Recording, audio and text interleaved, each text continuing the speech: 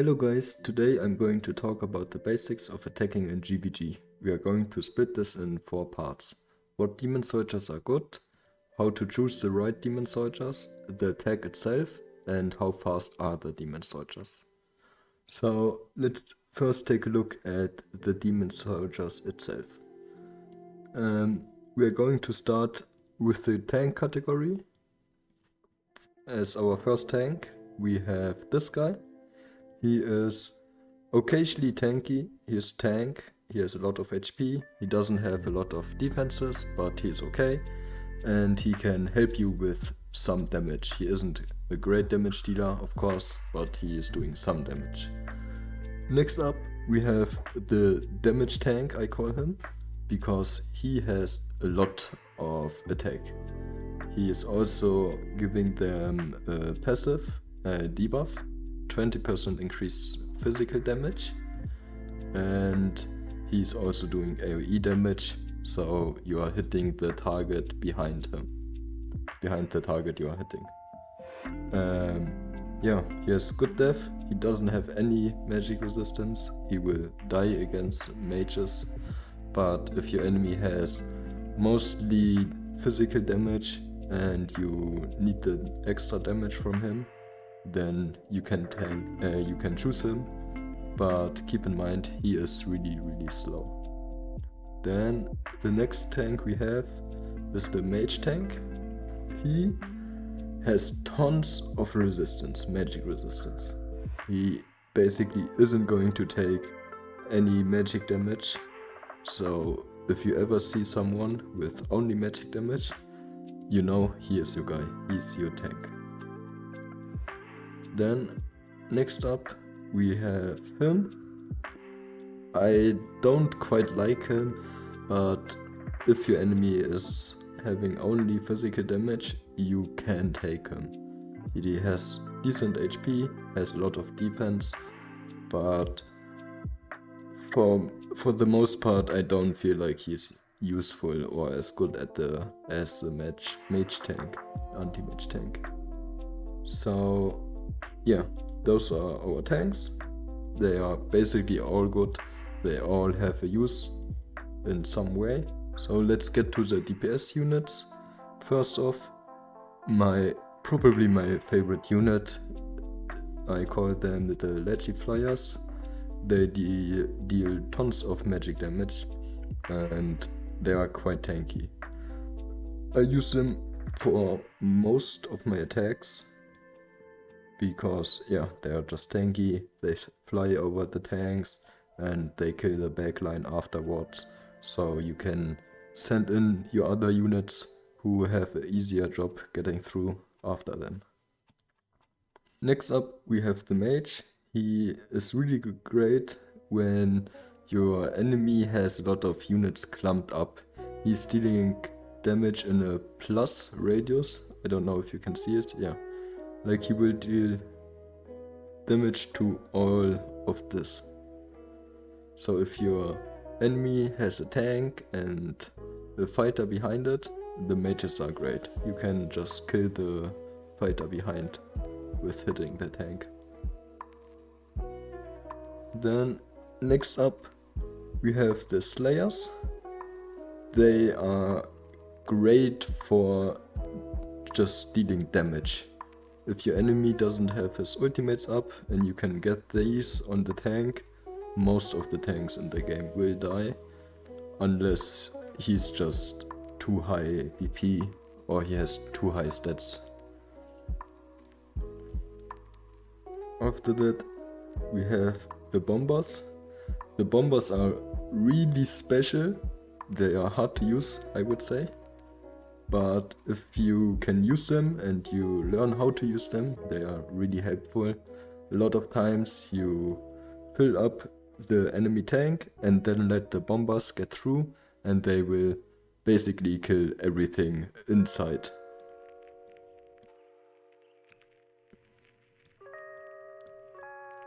Next up we have archers, probably the most well-known units.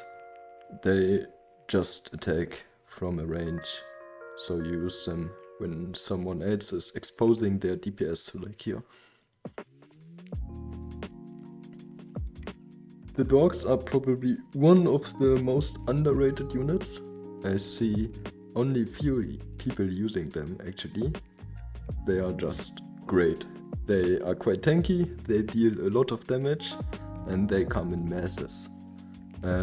Most of the time you want to stack them up, and if your enemy has only a tank and a fighter behind it, you can send them in and they will kill the fighter.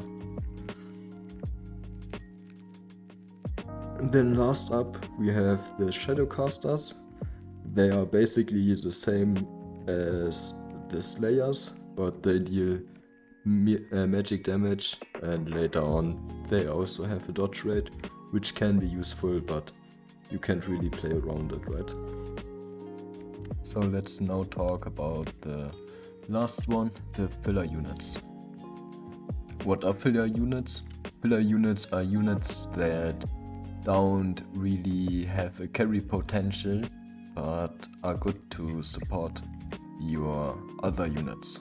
So first off, we have the healer. For obvious reason, he can give you HP. If you are running like 1 or 2 tanks and the slayers, the healers with it are quite nice, because slayers also have a lot of HP. Then next up we have the tentacle guys. At least that's what I call them. They spawn in high masses. If you have level 5, they spawn 5 per setting, I guess. And yeah, they are just good to fill up the tank spaces, mostly for the bombers. So most of the times you will see tentacle guys and bombers together. Yeah. Then next up, of course, the epic flyers are also a good support unit. If you use the legendary flyers, you almost always want to use them also. And you can also use them in other comps just as a get through unit. Then the necromancer, he is also actually really good. He can bait Zilla's ultimate. If Zilla's is ulting, Zilla's is gonna focus the skillets from his summon. So it's a nice way to waste your enemy's Zilla's ult if you can't bait it out. Next up we have the last flying units. They are just fast and cheap, and they come with a lot. So if you can use them to get through. Now that we know which units are good, we are going to take a look at how to choose the right demon soldiers.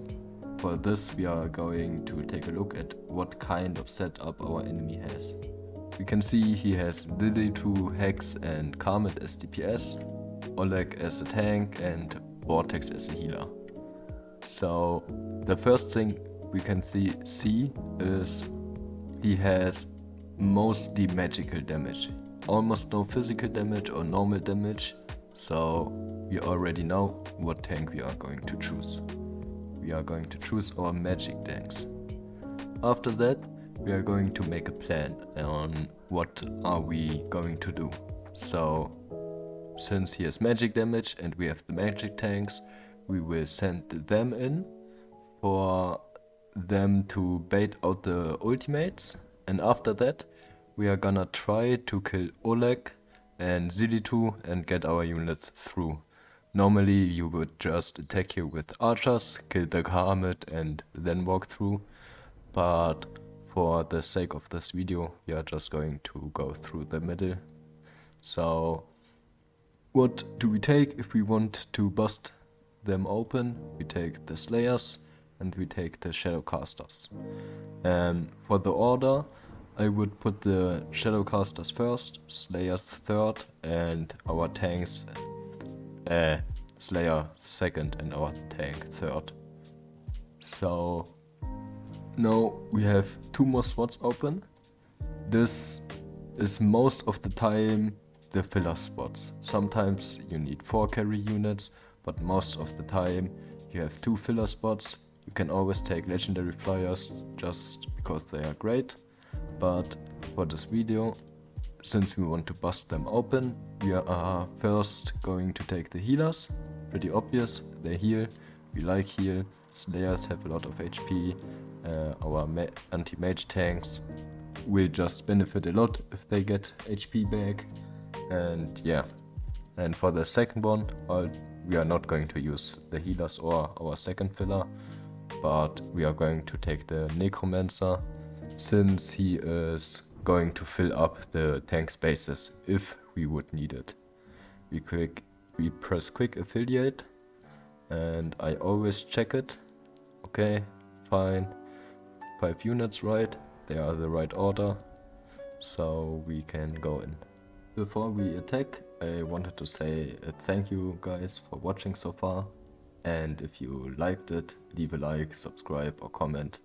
I would really appreciate it. So let's get into it. Howdy, stranger. The first thing we are always wanting to do is check the enemy's ultimates. You can see his Karmet is having half of his ultimate, his CD2 is basically up, and his Hex is up. So one really important thing is we want to bait out the enemy ultimates.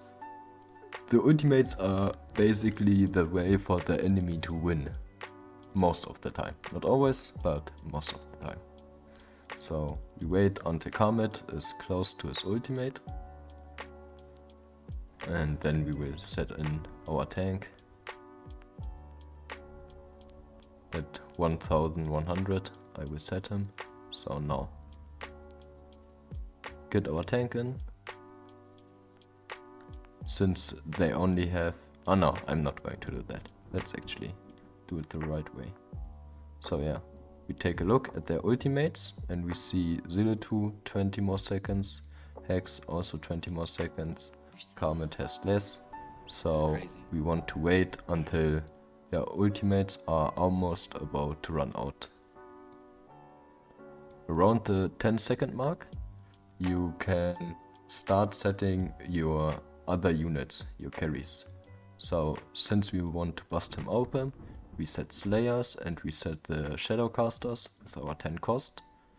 And yeah, always slow down the time, press one time, click on a unit and then drag your carry units, because you can stack them really easily and time is just going really slow, as you can see. So the ultimates are going. Since we still have a tank, they will focus the tank. No ultimates anymore, and our carries are coming. Can set a healer just for fun. They won't do anything, but as you can see, they will kill the Oleg. Now they will kill the Zili2 and just walk through. And then it's GG, as simple as that.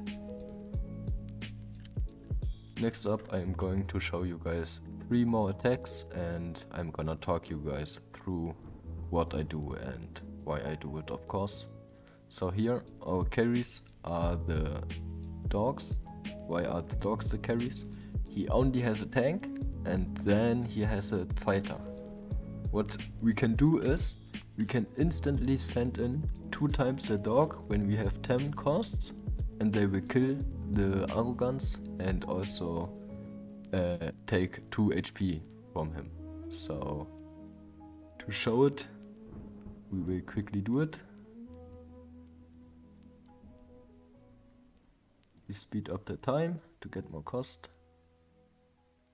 Then we slow down time. We slow it down a lot. We get ready. Get them. And look at them. They get frozen. Doesn't matter. Arrogance dead. They walk through. And we already got 2 HP and 1 less unit to worry about. So dogs are actually really strong, because a lot of people are using this 1 fighter, 1 tank comp. Yeah, it's just not good. Most of the time you need 2 tanks, or you need some kind of perma CC, perma slow, but it won't work if you have bad gear or not the best gear. So just use 2 tanks. So yeah, to attack him, what we are going to use next is we are going to choose our tank, and after that for the fun we are going to use the necromancer. It doesn't really matter because this isn't a strong defense, but a lot of defenses look like them. Even if he had 1 more DPS here and a healer here, it wouldn't matter, like the same would happen. Yeah, so let's go into it and quickly kill him.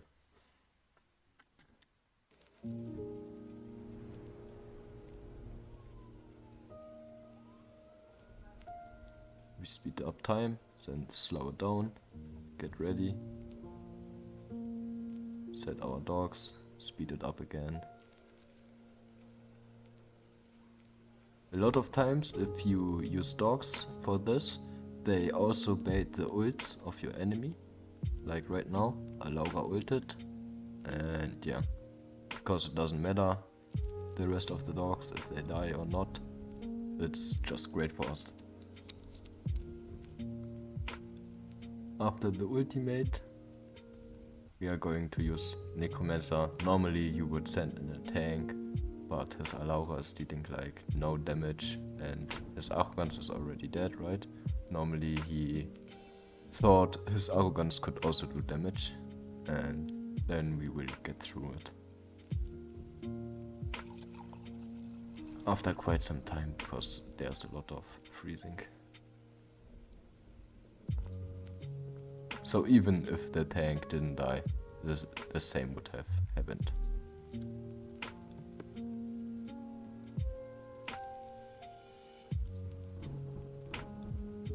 So for our second battle, we are going to attack him. What can we see here? His Baron is tanking, and if no unit is getting through or is stacking up on Baron, Hex and Nyx won't attack.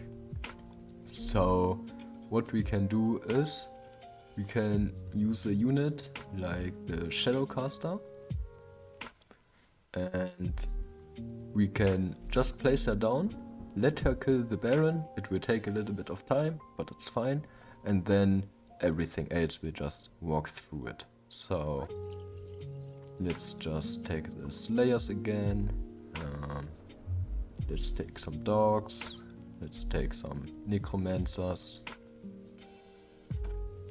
and just go in.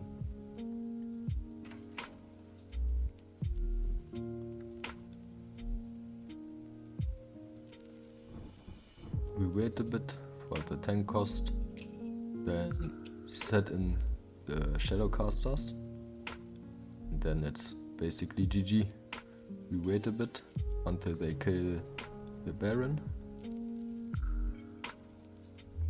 set in some necromancers or whatever just to get the masses down and overrun him. Quick and simple GG. So if you ever see it, you know what to do. Just set down shadowcasters or Slayer 1 time and let them kill the tank. So for the last battle, I'm going to showcase the bombers. I'm partnering them with the tentacle guys, and the plan is to fill up the Regulus tanking spots and have the bombers explode on constants, so the healer is dying from them. And the other units are just there to tank or to do DPS after the healer is dead.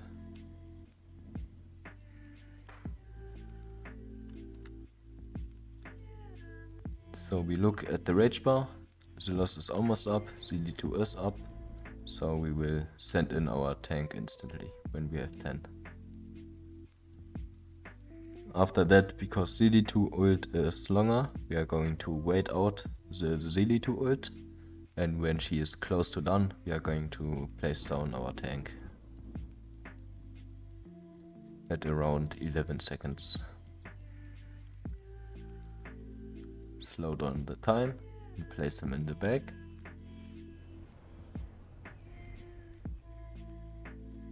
And when we are at 10 cost, we are going to place the tentacle guys and 2 bombers. So place them here.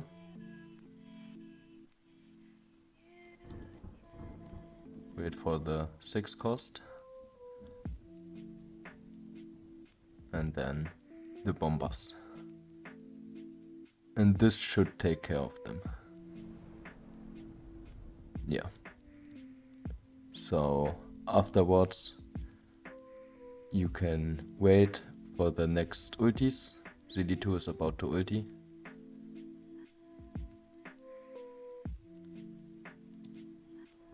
And when ZD2 is done, we are going to send in the rest.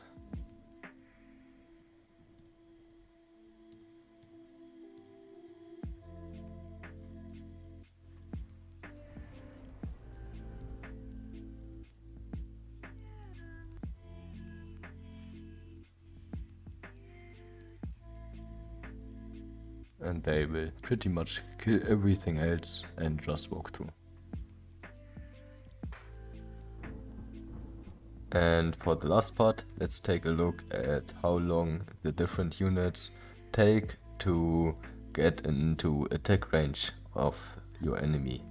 So I differentiated between tower back and tower front. Tower back meaning your units have to walk a longer way because the tank is further in the back, and tower front means the tank is further in the front. So as we can see, let's say we would like to use our dogs in a team comp that has a tower front, so their tank is in the front. Then if we bait out their ultis and we want our dogs to be there as soon as possible, we wait until their ultis have 2 seconds left and then place our dogs. So yeah, if you liked the video, I would appreciate a like, subscribe, or even a comment. And I'm planning on doing more kind of videos like this, showcasing different attacks or defenses.